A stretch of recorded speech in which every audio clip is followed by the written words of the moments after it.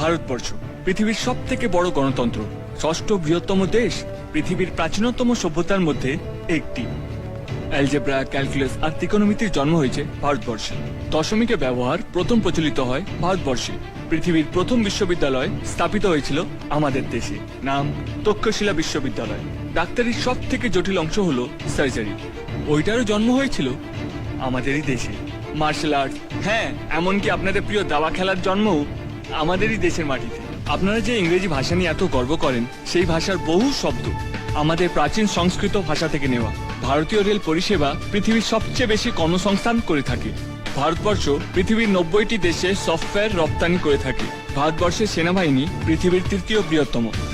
তবু আমরা কোনো দেশকে আক্রমণ করি না, তার কারণ এই দেশ মহাত্মা গান্ধী, রবীন্দ্রনাথের দেশ। এই দেশের শান্তির বাণী ছড়িয়ে পড়েছে সারা বিশ্বে। এই দেশ সিবি রমন, সত্যজিৎ রায়, অমর্ত্য সেনের দেশ, যাদের জ্ঞানের ও প্রতিভার আলো সারা পৃথিবীকে আলোকিত করেছে। এই দেশের মন কত উদার, তার সব থেকে বড় প্রমাণ হলো মাদার টেরেসা। এই উদারতা আছে বলেই 28টি রাজ্য এবং 7টি অঙ্গরাজ্য থাকা সত্ত্বেও ভারতবর্ষ এক এবং অভিন্ন।